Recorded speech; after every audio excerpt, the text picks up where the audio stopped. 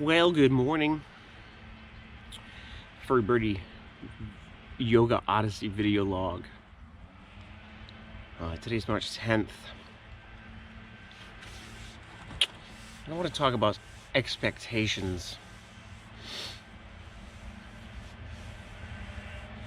I want to talk about expectations.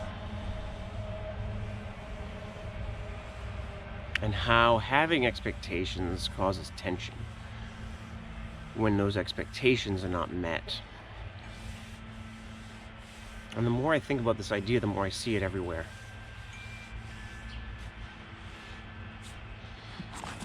I was scheduled to have my evaluation as a yoga teacher Monday. And this is a big deal. And within the scope of teacher certification, this is a big deal. You go and teach a class, and an instructor will sit in the back of the class, and essentially they're gonna grade you on your ability to teach, on your ability to safely conduct a class, on your ability to engage the students, hold space, open and close the class, like everything, you know?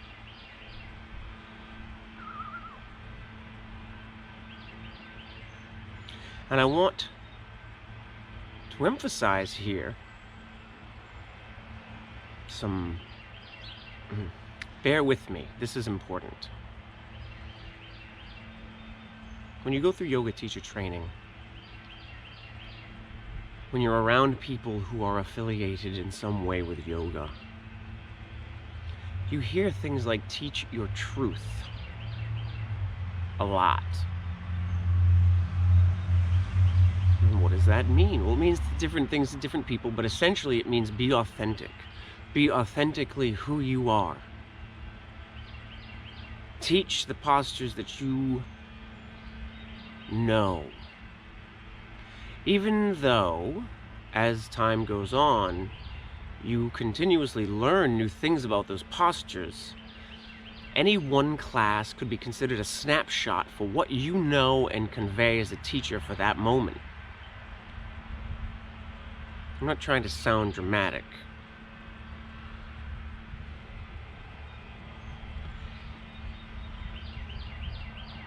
My wife is a teacher, and I feel, having many conversations with her about this kind of stuff, that really good teachers do this all the time.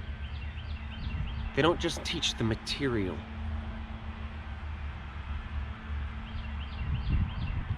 And I wrote a couple of thoughts a while back when I was considering the phrase, what does teaching mean to me?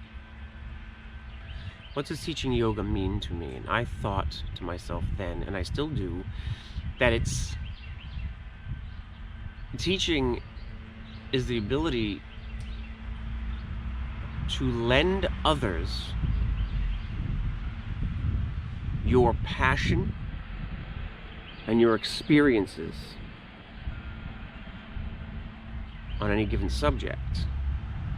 And those people, when they, and the people experiencing that, when they share in your passion and in your experiences, maybe they become excited and passionate about something.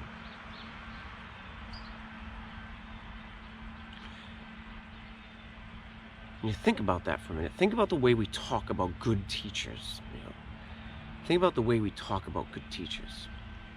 We use things, we use words like passion a lot. Say things like, oh, so-and-so is such a great teacher. They're so excited about their subject that you just can't help but to get wrapped up in that excitement when you're there with them. We hear stuff like that a lot. I say a lot. We hear stuff like that often, how teachers spark enthusiasm and interest in others, in subjects, and in ideas that maybe they weren't so keen on at first.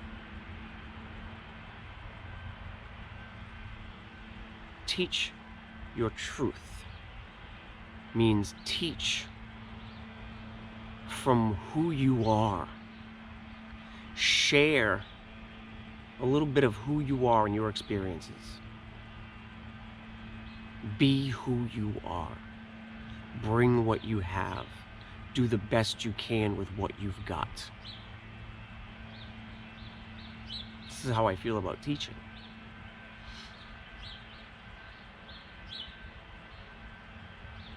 In the last class I was in, I had a student come up to me and she looked very disconnected the whole class.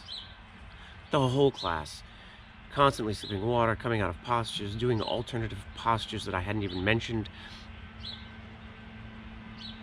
It's a struggle as a teacher because you say things in class like your mat space is your own and you do what you need.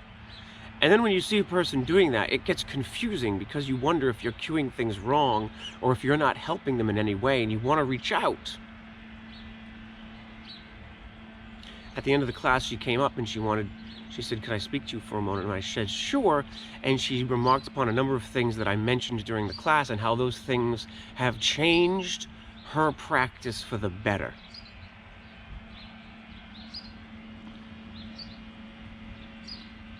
Like, that's a really extraordinary thing to hear.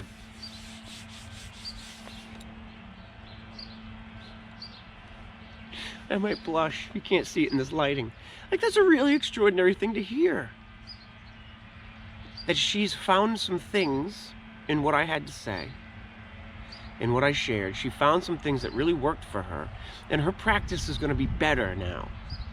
Her half pigeon, her warrior one, crescent, Utkatasana, any posture where her arms are over her head. The way I talked about engaging your scapula and what that feels like, that really meant something to her. And you know where I picked all that up from? I picked it all up because I hurt myself. I had an injury for well over a year that was so high on the pain scale that it was interfering with every moment of my day. I got to the point where I was in so much pain that I feared driving anywhere because that's when it got the worst. Absolutely horrible pain.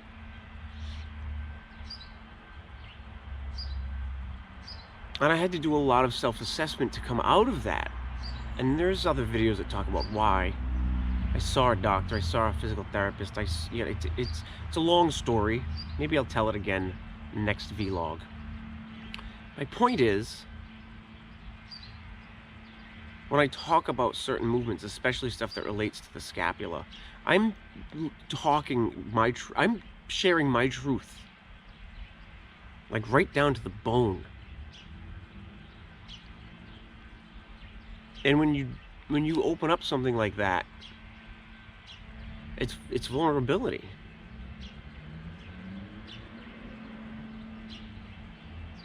And it hit home for her, and she took some stuff home, and she's gonna have a better practice because of that. And that's why I teach.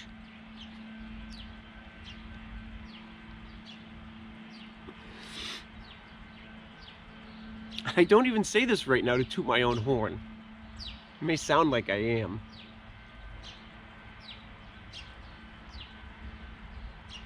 What I want to do is share how happy I am about this, but also I want to talk about evals. I want to talk about evaluations and teaching your truth, because when you get up there and you open up and you share your truth and your passions, it feels like you as a person you're being weighed and judged. It's exactly what it feels like. And again, without being melodramatic, that's what it is. A large portion of yourself, not all of you, maybe, right? Talking about my injury or teaching a certain way so others can avoid injury, like, that's not all that I am, obviously. I know that.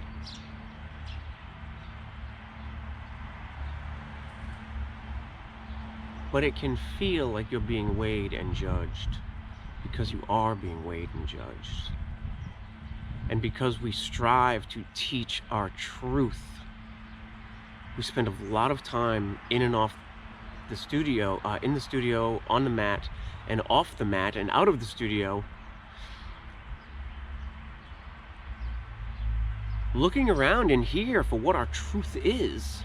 Who are we? What are we doing? Why do we do the things we do? Why do we make the decisions we make? How does the stuff that I put out there during class, how does it affect people? How does the stuff I put out during conversation when I'm not in class affect people?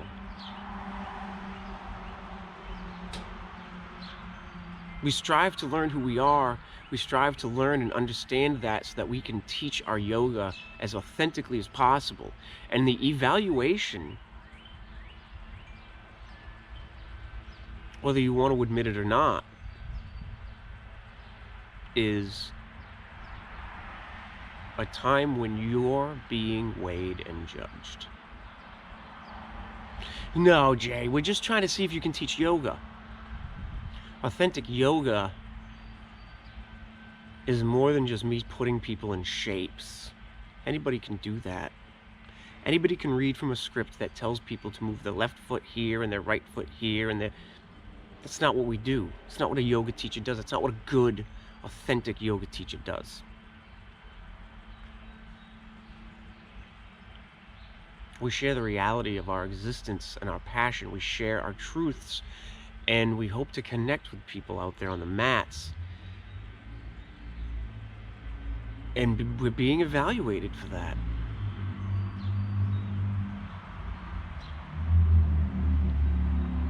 And it can feel really heavy.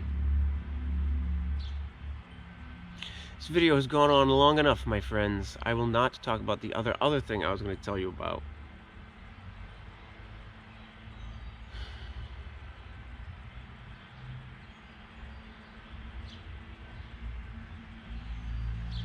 Between the army and the martial arts, I learned that no matter how difficult something is, it's temporary. We as humans live in a perpetual state of transition. Anything, everything that happens, whether it's a day, whether it's a minute, a day, a year, 10 years, it doesn't matter the duration, it's transition. There will be a time when I look back on this video fondly. For a year from now, I won't be who I am today.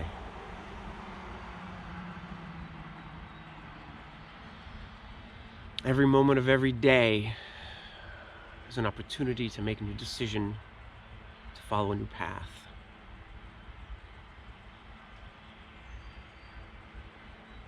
Thanks for taking this ride with me. See you on the flip side.